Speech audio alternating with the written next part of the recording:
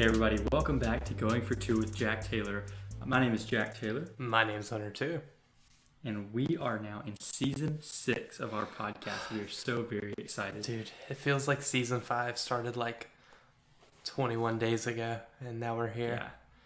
It's kind of crazy. It kind of seems like season 1 was just 2 football seasons ago. Dude, it's wild. I don't know how we keep on coming up with these seasons. That's crazy. I mean, it's like, it's not like we're making up the rules as we go. I mean, I feel like they should just tell us. We're just living life and seasons are going by. Yeah. Yeah. We should just make a new season for every season of the year. So like next week would be like the last one before season 7. Before it became actually fall. Yeah. All right. Well, so college football is officially back. Today was this week is week 0. Week 0 what it's called. should be banned. Yeah, I don't really like it. Yeah, it's kind of bad. These teams get an extra bye week. If they does this count as a bye week for Mississippi State since we didn't play? I don't know. I don't know. Don't ask questions. Especially like one team played a game and 2 teams played a game in Ireland, so maybe they should get a bye week or something. I don't know. I know that Northwestern has a bye week next week, but Nebraska does not. They didn't schedule a bye week after playing overseas. Yeah, well, maybe they should have because they suck. But we'll talk about it. Why later. did they say overseas when it's over an ocean? Maybe they had to fly over some seas, like the Black Sea or something. Maybe To get to Ireland? I don't think they do actually. I think it's just the one body of water. But I'm on team. I think all water should be considered the same body of water because when do the oceans really get divided? There's divides that are pretty evident. I know different levels of salinity and stuff like that, but it's the same. One ocean? It's the same. Mm-hmm. Team One Ocean. SeaWorld has a promotion about One Ocean, so There you go. Mm-hmm. You're now Team SeaWorld. I love me some SeaWorld. Shamu. Yeah, it's awesome. Okay, so we're going to do a little intro, and it's not going to be our typical advice or movie quotes or movie recommendations. You act like it's ours. This is always just your part. It's my part, yeah. And I had an interesting Google search that Hunter's actually taken the reins on this past week. So why did I take the reins on that? Were you busy or something? I was a little bit busy. I had to take the MCT too. I've heard that one's tough. Dude, that one got so much harder since 8th grade. It's crazy. They upped their ante on that one. Anyway, so I had an interesting Google search. I remember that Laurel had a semi-pro baseball team at one time, and they're called the Laurel Black Cats. It was part of the Negro Leagues at one point, and so I just Googled the Laurel Black Cats, and the first thing that showed up was famous alumni from that team, and famous alumni include Willie Mays, Hank Aaron, and Satchel Paige. So my first thought was, holy crap, how did I never know about this? And my second thought was, wait, why did I not know about this? Because Laurel should have definitely said something about this. If this is true, Laurel should have a statue and a plaque and something everywhere that says these 3 players played for this team. Or even just the history of the team, outside of them. Yeah. So Hunter, I want you to tell what you've done this past week and kind of tell about what our goal with that is. So I've kind of taken reins on this one, as I do. I get a little bit obsessed. I got a subscription to something that lets me look through old Laurel Leader Call newspapers, which I think that's supposed to be public domain, but I don't understand how libraries work. So I'm in my free trial right now, trying to get as much done as I can. Searching for the Laurel Black Cats, it brings up a lot. They were posted about weekly in the newspaper, their scores and everything, but it wasn't a paragraph was written about them.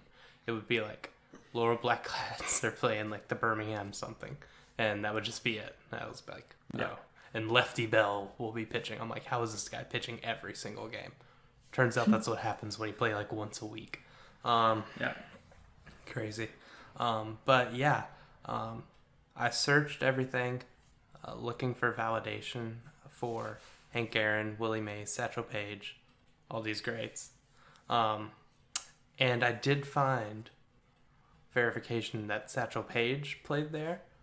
There's mentions of Hank Aaron playing in Laurel, and there's mentions of Willie Mays playing against some of the players that played there. But, I mean, the Wikipedia and, like, I've checked the sources of Wikipedia says pretty much that they, like, played for the Black Cats. So, just trying to search some stuff out. Did contact the Jones County Library about this.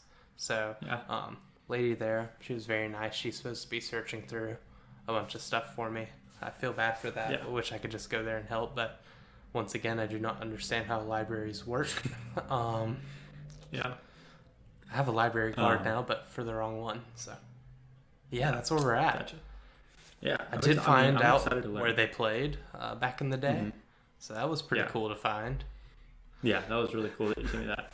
I did notice that on the Wikipedia page for the Laurel Black Cats, like those 3 players show up, but when you go to their individual like Wikipedia pages, like apparently their stints with Laurel were not like important enough to put on their I think like on their records. I think the thing about it is that like groups of players, if you scroll a little bit down, it's called barnstorming, and higher up in the Negro League system, because this would just be like basically independent baseball, but for like like how it is. So like they'd still like be like that league, but they wouldn't be like in like the major leagues of it. Like it's like those teams still had feeder systems, and then there was independent ball that was also played, but it was still segregated and everything. And this is just what they had to do. And, like, they would recruit players to come in from out of state and everything. And, like, a lot of people, like, made careers out of it, whether they had to or I guess, I don't know. But, like, it's, like, pretty crazy to, like, read through some of the history on it. Hoping back to get some stuff on it because, I mean, honestly, for Laurel, Mississippi, anything that's happened, they'll tell you about it, and I wasn't told about this, so I feel a little bit salty. Yeah, and just to like clear this up before we stop talking about it, the Laurel Black Cats were a team, I guess, from maybe the 1800s, early 1900s, something, until 2004, and then from 2004 to 2016, they had no games. But then in 2016, apparently somebody from Jones just started the team back up, and it was obviously integrated at that point.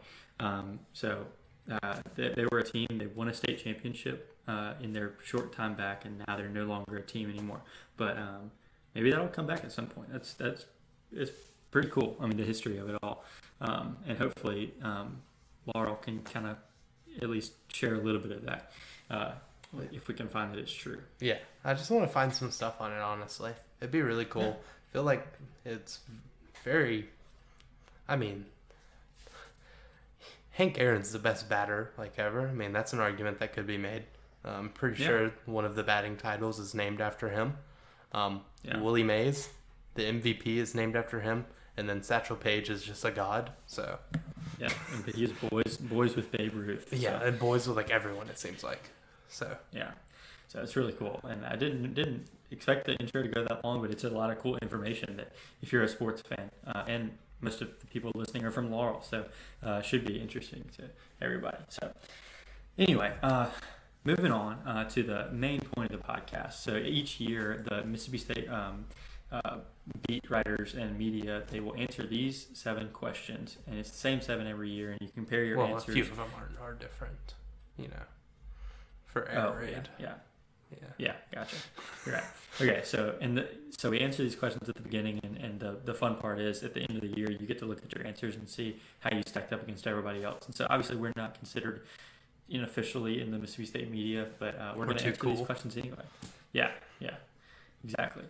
And so we're going to answer these and just kind of see the conversations that come off of those. So question number 1 is predict the final record, and we did that 21 days ago back in season 5. So what you got, Hunter? I think we were both 7-5 on that one, right? Yeah, I think so. Yeah, seems fair. We both had different routes to get there. Both 7-5, and both of us kind of admitted like our ceiling is randomly 11-1, and our floor is 4-8. Yeah. Because of the Mike Leach experience and knowing that we only have one true undoubted loss on their schedule. Mm-hmm. So, thank you, Memphis. All right, question number 2. Will Will Rogers throw for 5,000 yards this season? Last year, with the bowl games, so all 13 games, he threw for 4,739. And I'm just going to assume, I know it may not seem like he's got much more improvement to be made. I mean, it's just kind of what he is, what he is. I think he's getting there. I really do. I think he's gonna cross that 5,000 yard mark.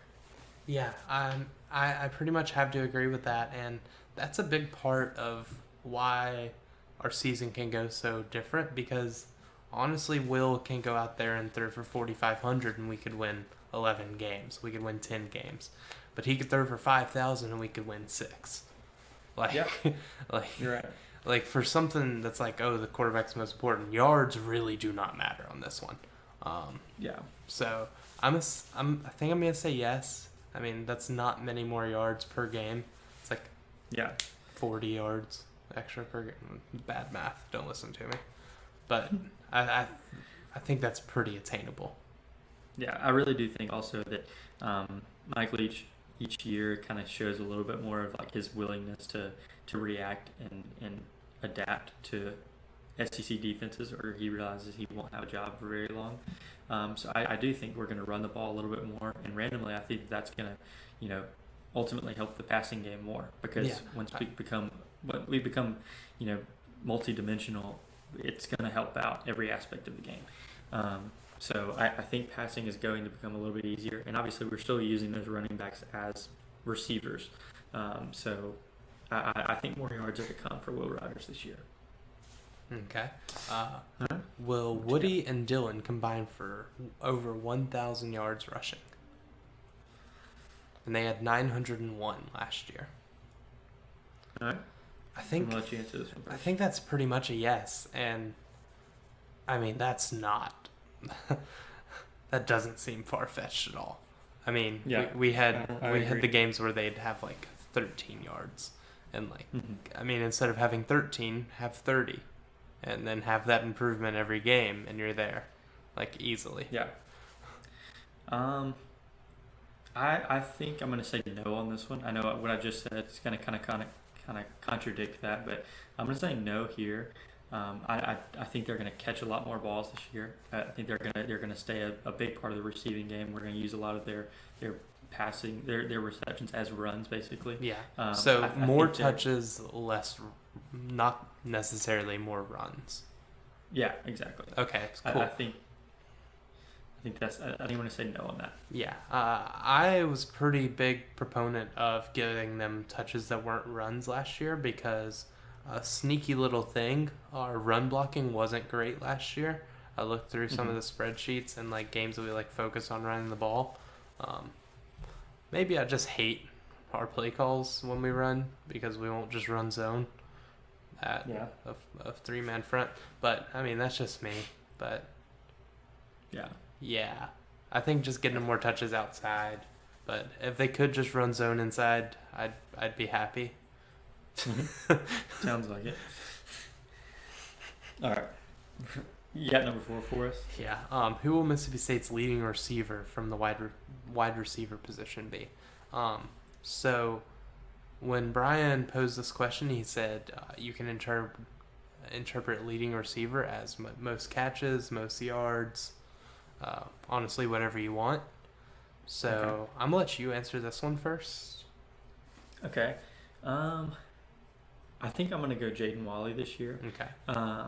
He had a really big 2020 season when he was really one of the only serious targets we had. Last year, he had a decrease in productivity, but I mean, Mekhi Polk was really, really big for us. Obviously, Austin Williams catching a lot of balls too. I think Jaden Wally's going to step up, and I know he doesn't play the same position as Mekhi, but he's going to have to step up and take a lot of the production this year. So whether it's yards or receptions or whatever, I think he's going to get a little bit of everything to try to make up for what we lost with Mekhi Polk. But yeah, let's go Wally there. Yeah.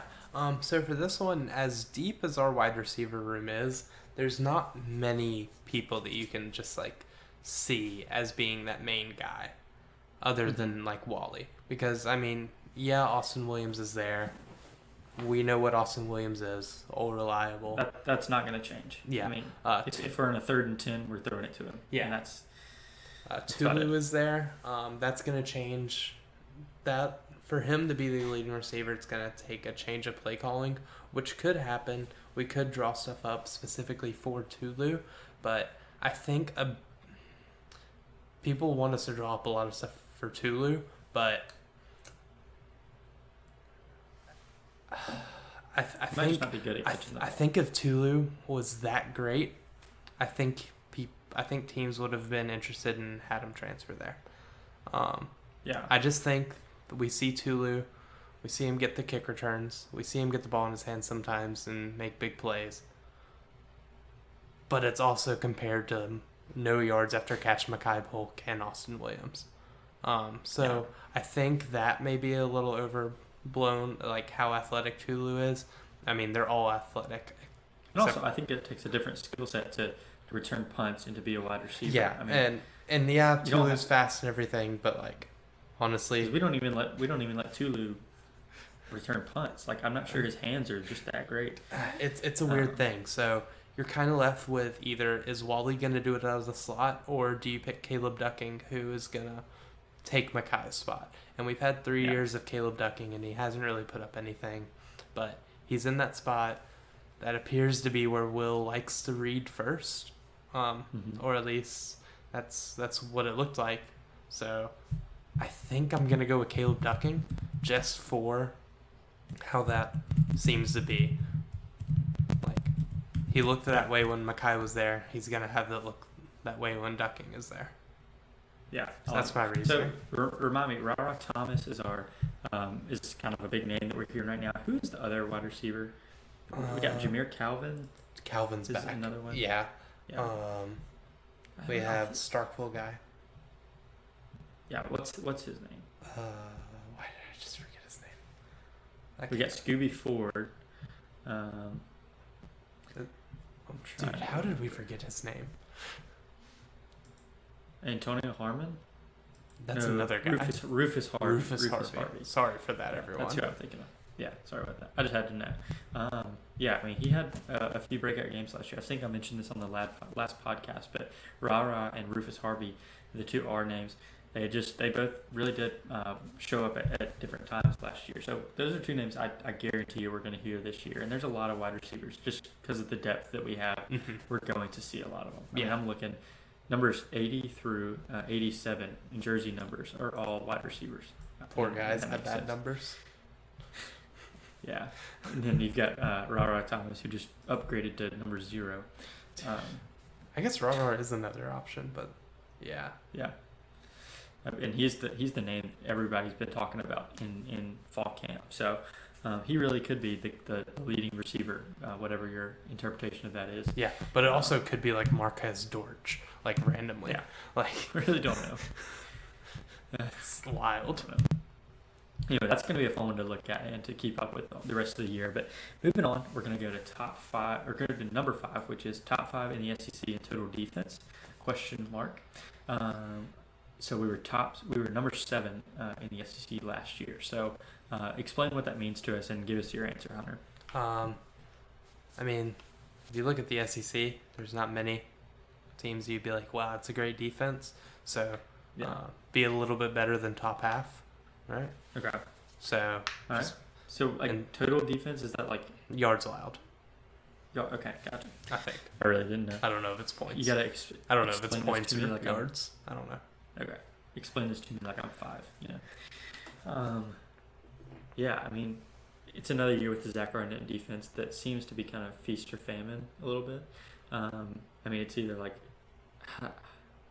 I don't know, like some games I feel like we're really, really good, and I'm like, how is Zach Arnett still just a coordinator? How is he not at a big school or a head coach somewhere or something?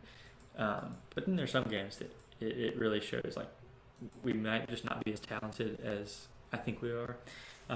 So I don't know how to do this. I I don't think we'll be top 5, but I mean top like number 7 like last year. I mean, Yeah, I okay. think we're very middle of the road. Yeah. I think we'll have a better pass rush. Um, a lot of people are saying Forbes is the best corner in college football. So, Mhm. not Not a projected first round pick though. Still not sure if he's better than Emerson. Yeah. But we'll see how he locks it down. Our DBs look pretty good. Not gonna lie. Yeah. Like our safeties don't look like they're horrible.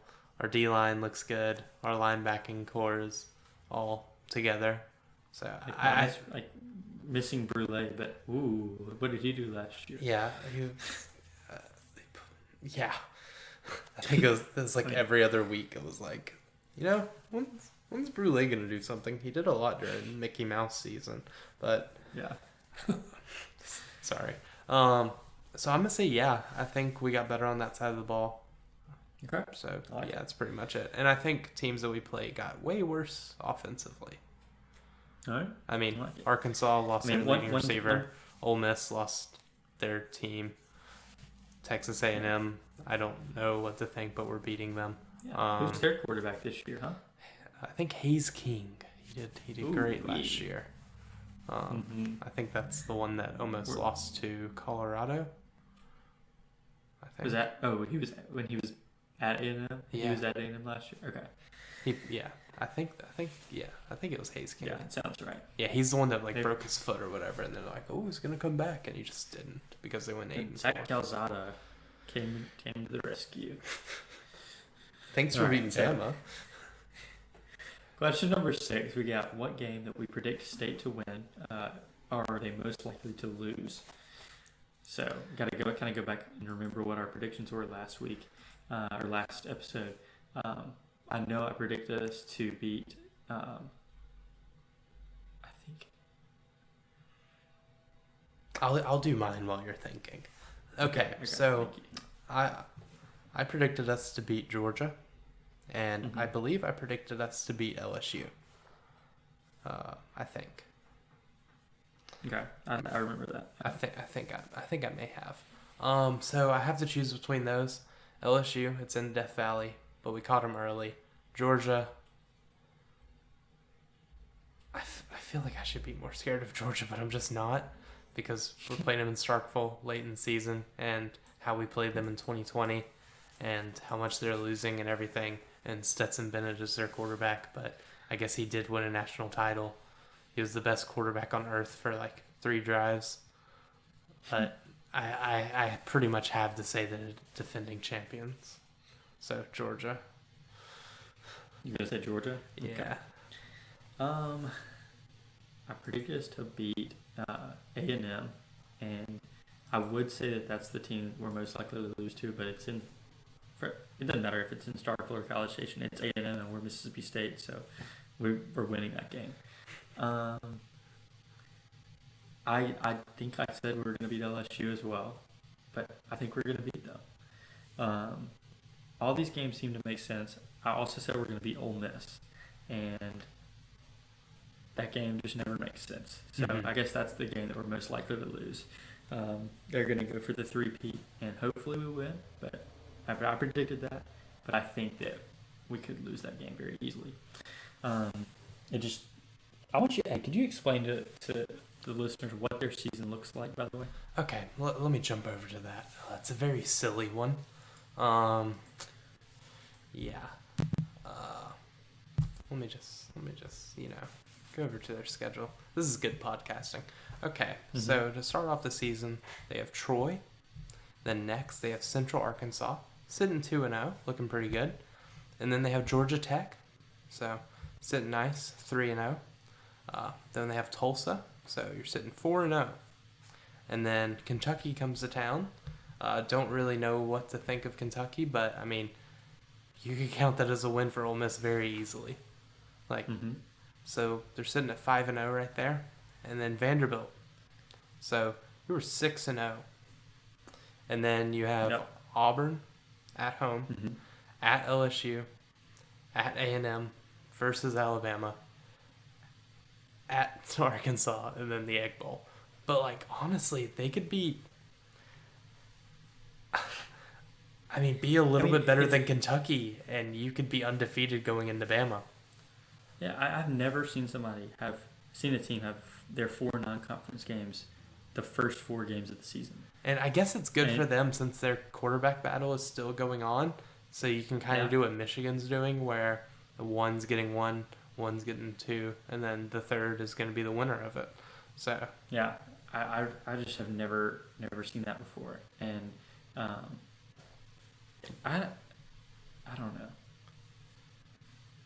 it seems wild.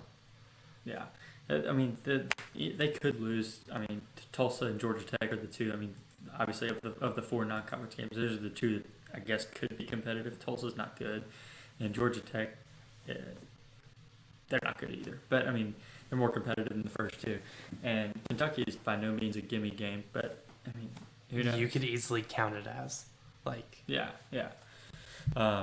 But yeah, that's a very very backloaded schedule that I'm excited to see how that works for them. All right, question number 7 is the last one of these media questions. What game that we predict State to lose are they most likely to win? And I'll go with this one first. This one's pretty easy for me. I predicted us to lose to Kentucky simply because they were playing that game in Lexington. We haven't played a good game in Lexington since maybe 2014. I don't know. gosh. And even then, I mean, we were number 1 for the first time ever, and we had to run back an onside kick at the end to like make it a 2-score game. So it may have been even further back than that, maybe 2012 or 2010, something like that. But it hasn't been a fun few years going to Lexington. So I predict us to lose that game, but on paper, I mean, I think that we match up well. We handle them in Starkville pretty easily, and Will Levis is supposed to be the top 10 quarterback, top 10 NFL draft pick, and I don't understand that. But I think that's the game that I predict us to lose, most likely to win. What you got? Jack, I actually went and looked back. I predicted us to go 8-4, I believe. Ooh, okay. Yeah, so that's a thing. And I actually predicted us to lose to LSU. So Did you? yeah. So yeah. You're just a liar. So I'm just wrong. So I'll change that last one here real quick. Okay. Most likely, I predict them to win. So that one goes to Georgia, pretty evidently. Okay. So first answer is Georgia. Second answer, most likely. Who did I predict us to lose to? Alabama? Oh yeah, I predict us to lose to Auburn. So Okay. yeah, Gotcha. Auburn. So that's pretty easy. Sorry for the Mhm. bad podcasting there, but I thought I remembered what we said. Yeah. All right. So I think that's all for the media questions, and we are really going to do our best to, at the end of this season, go back and look at our answers to that, and we probably won't make a podcast about it, but we'll look at it. So good luck. You'll just have to come back and find this yourself. No, I'm just kidding. Please don't. The last thing next thing we wanted to do, not the last thing.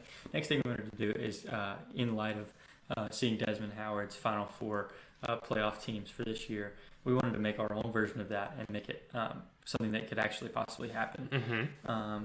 Yeah, his, for reference, Texas A&M, Pitt, Baylor, and Michigan.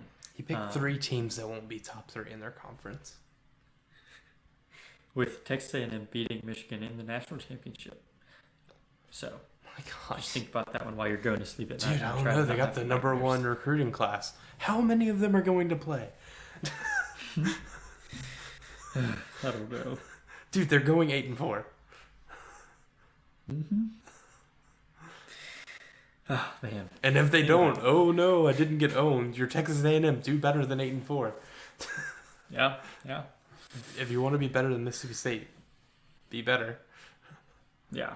Like, All right. So I've got my answer for this, and I know you do too. I'll go first. And mine are going to be very chalk, and I admit that.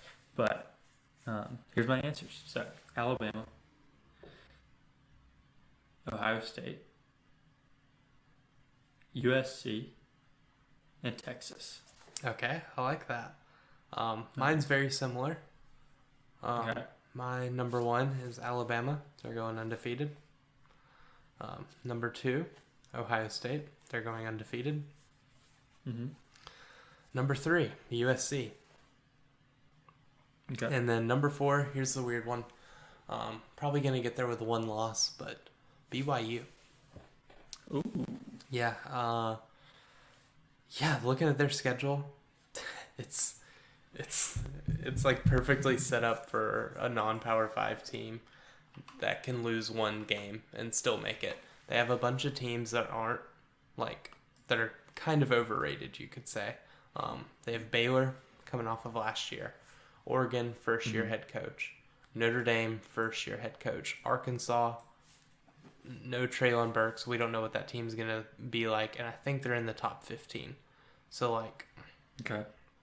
it's a weird one, and there is not much other than those 4. And I guess Liberty's there, but kind of tired of thinking Liberty's very good. Yeah. But it's a weird one. I think that they could lose one of those games and easily be in. I mean, beating Oregon, beating Notre Dame, beating Arkansas, beating Baylor. I mean, you have 3 of those on your resume. You're probably there.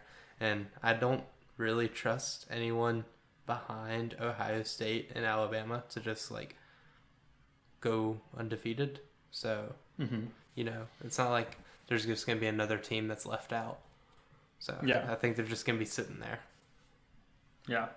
All right. I like it. All right. So next thing we got is that football actually started today, and I wasn't able to watch much of it, but you did. So, and I guess you're still watching it now because Vanderbilt and Hawaii are playing as we speak. Yeah. What you got, especially specifically in the Nebraska and Northwestern games? Yeah, that is going to be the only game that we talk about. So Nebraska comes out, and Casey Thompson played at Texas last year, lost to Kansas. But he comes out and led one of the best drives I've ever seen to start the game. And it was just beautiful. It was 8 plays, 75 yards. Just perfect. Yeah. Nothing went wrong. I think it was 1 incompletion on a drop. I was okay, this guy's good. All of Twitter was okay, we got to bet on this guy for the Heisman. And then, he was playing okay. Typical Nebraska tomfoolery. And then late in the first quarter, Northwestern kicks a field goal. And then Casey Thompson goes back and scores. And then I'm trying to remember, when is the onside kick? It was when they were up 11. Okay. So it goes into the third quarter. At the end of the first half, Northwestern made it a game, brought it back to 14. Actually, it took the lead at 14-3. And then Nebraska took it back, and it was 14-10, 14-17. And then to start the third quarter, Nebraska does really good. Two straight touchdowns. And then up 11, 9 minutes left in the third quarter. They onside kick it. Oh, gosh. And from that point, the Nebraska offense never did anything again. And Northwestern just played the best brand of just keep away ball. We're running the ball every time. Yeah. Dude, so from 28-17, you kick your onside kick. Nebraska doesn't score. And then Northwestern goes and wins 31-28. I know that was a horrible, talking through that. I'm tired, but... Yeah. Dude, it was just hilarious. It's a fun first day of football. I mean, really that game had no reason to be good. Yeah. Oh, I can see the win probability thing. So it looks like Nebraska had an 84% chance of winning it at the end of the third. So that's just... Man. Dude. Actually, it was 88 when they kicked the onside kick. Jeez. I don't know. And then the people were like, dude, they should leave Scott Frost on the runway in Ireland. But that was a really fun game to watch for no reason. Yeah, Big Ten West, it's the league of shootouts. that's right. Exactly. All right, so that gets you caught up on all the football that happened today that matters. Yeah. Vanderbilt that scored was fun. 28 points so far. What's the score? 28-10. Hawaii driving. They just Okay. tried to throw a wide receiver screen on 3rd and 2, and I think they went backwards. So And Vanderbilt's on the rise. They're one of the best programs in the country, for sure. before long. Mm-hmm. Okay. The only thing we've got left, and I say the only thing, this is what we look forward to every single week. It's Instagram questions. But Mhm. before Yeah. we do that, I have one question that I'm looking at right now from an Instagram post. That's not a question from a listener, but Hunter, I have a question for you. Who are the 5 teams since 2014 who have not been ranked at all in the AP poll? Oh wow. Rutgers, Yeah, that's one. Vanderbilt, Yep. let me since 2014. I can give hints whenever you need them. Has Maryland? Yes, they've been ranked as high as 21. Ah, that's gross. That shouldn't count. Are these Power 5 or FBS? All Power 5, yeah. Okay, all Power 5. Okay, that takes a lot out of my thinking. Kansas? Yes. Okay, Kansas is one, so I'm at 3 right now, out of 5. 3 out of 5. When was the stupid Missouri year? Surely Drew Lock got them ranked. Yeah, they got up to 14. Oh wow, look at them, big shots. Wake Forest got ranked last year. Arizona got ranked during Khalil Tate. Up to number 8, actually. Yeah. I want to talk through this. Colorado, I don't think has been good through that. They were up to number 9 at one point. Are you serious? Yep. I don't watch football. Okay, I'm going to give you the conferences real quick. Okay. So we got Big 10 and Pac-12. Okay. So Big Ten and Pac-12. It's a dumpster team in the Pac-12. UCLA was ranked, right? Yes. Okay. This is very good podcasting. I just want to know, but don't tell me. Okay. How do I not know this? All right. I'm going to start giving you hints. Okay, give me So some hints. for the Pac-12 one, the Civil War. Excuse me. The Civil War is the bowl game between what 2 teams? Is it Oregon State? No. Yeah, it's Oregon State. Okay. Really? And then in the Big 10, they beat Wisconsin one time and played the Jump Around song while they were storming the field. Mm,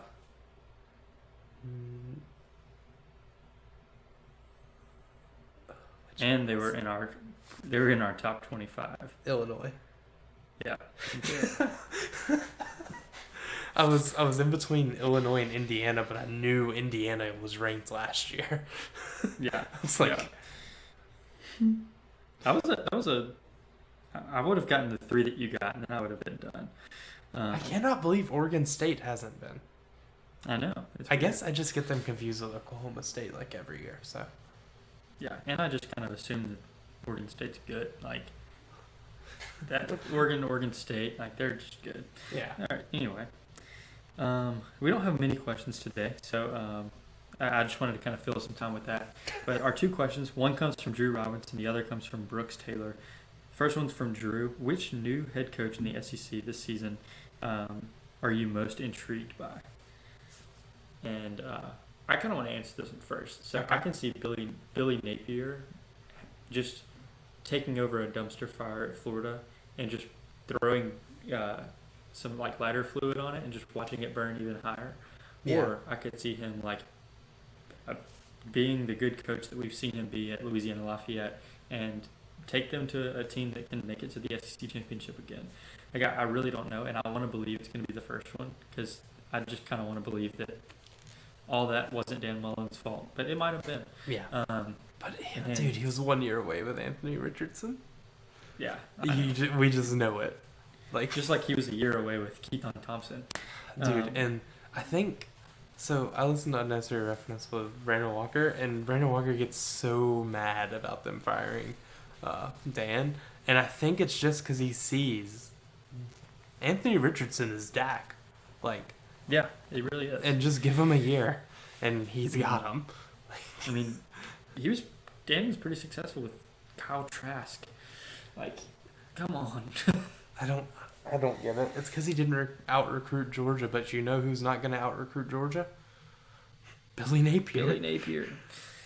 Yeah, but all that being said, obviously Billy Napier is my answer just because it can go one of two extremes. Florida seems to be that kind of school. Like they're either really good or they're really, really bad. And it seems like it's because of coaching and the past few coaching hires that they've had between Jim McElwain and Will Muschamp. Like they've got some snoozers, and they just kind of pulled the plug on Dan Mullen a little early in my Future opinion. SEC network host. Yeah. But yeah, so Billy Napier is my choice. So I'm gonna go he Brian got- Kelly. Yeah, that's a really good one Yeah. too. That kind of speaks for itself. He was a Like pretty good coach, and then very good coach. and then LSU just hired him away. Like, I feel like that's not talked about enough. You had a guy that was like constantly in the top 10, went to the playoffs twice, went to the national championship once, and then like it's Yeah. kind of crazy. Yeah, They just hired him away. I don't think I think about that enough. So, yeah, that is a really good answer, and that's just intriguing because you're like, this really can only go one way. Like obviously it's gonna work out surely. So Every just kinda see how- coach, like, isn't it the past 3 coaches for LSU have won Natty? Yeah, And that's like, right. there's been some bad coaches in that list. Yeah, exactly. So, yeah, that's gonna be fun to see what LSU turns into, see how high they can go. Now, the last question we have is from Brooks Taylor. It's a non-SEC question, but what is will the Sun Belt be good for USM? I think pretty much yes. Yeah. I think going through realignment, you can't sit there and get left out. And it really is poor timing that Southern Miss isn't like how they were, like when they were like constantly like 8, 9 wins, it's 10 Mhm. sometimes randomly, and like always like pretty much in the CUSA championship. Because like if Yeah. realignment happened and they were how they were then, the Big 12 would have called them. Like, Yeah, that would have been a better I game mean, it's than like Memphis. it's like Houston Yeah. going to one of those conferences. Yeah. Like Mississippi would have 3 Power 5 schools in that case, Mm-hmm. which would be insane. But I think it's good for them. I think jumping ship from the CUSA was never really anything. It was Mm-hmm. the people that didn't get into the American, I think is what I understand. Yeah. And then Mm-hmm. during realignment, the Sun Belt kind of just jumped them. So, Yeah. I mean, who'd you leave there? The best team there is, I mean, UTSA was good last year, but that was weird. Like, Yeah. I don't really know. And then the Sun Belt is like actually good. Yeah, and I mean, I'm just looking at the teams, and Southern Miss, I think, has a good chance of being like, yeah, a top half team, in there if they can Just get some stuff right, and I mean, they'll go. Yeah, I mean, I we mean, know there how are a the lot of talent teams. is in Mississippi. yeah, and I think that surely just the jump from the Conference USA to the Sun Belt, although as like SEC fans, it may seem like that's not too big of a jump, but on a national scale, it is, and I'm Yeah. sure they're gonna get a lot more money. And, I mean, and able Louisiana, to recruit a Lafayette, lot and more. App State are like, and Coastal, like, those are 3 big ones. I mean, Coastal was probably a top 15 team a few Yeah. years ago. Just because they just went undefeated in their schedule. Yeah. And then like James Madison coming up from FCS, like that's big. Like, yeah. like, So I mean, it's like you're going from a Conference USA where I think you could go undefeated and maybe play in the maybe an Outback Bowl or something. And Maybe. now it's like you control your own destiny. Like if you go undefeated in this they have to consider you for a. And they're by far the best baseball team in it. No, yeah, absolutely. So that'll be really good come spring. It'll be a really really good. People will really start seeing the benefit there. But again, like if you go undefeated in the Sun Belt Conference, I'm not saying it's a New Year's Six bowl, but I mean it's like It matters a you have whole to be lot in, more. you have to be in the conversation. So you control your destiny a lot. And it's the Fun Belt. Yeah, it has a cool nickname. So, well, I don't know, I think that's going to do it for today. Somehow we didn't have rattled much- off 45 minutes. Yeah, I was thinking it was getting close to an hour. So, yeah, we didn't have too much Mississippi State content to talk about today. Obviously because they're not playing. But next week we'll be able to preview a game for the first time this season. Actually, we may start a new season next week. Who knows? But thank you guys so much for listening. Again, I know we hadn't done this too often, but if you have any suggestions on how we can make the podcast better, we're always looking to improve and see how to better engage with you guys. Thank you for sending in questions, and hopefully that'll get better next week. And we will see you guys back on Going for Two with Jack Taylor next week.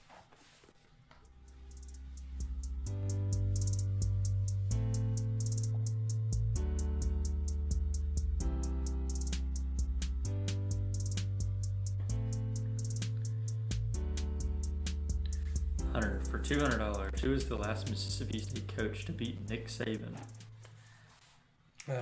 Krum? Yeah. What Power 5 team has the longest winning streak right now? Baylor? Mm-mm.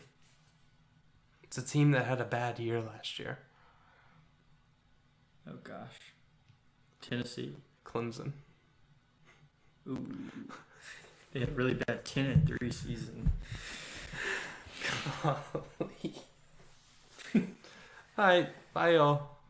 Bye. We didn't really leave.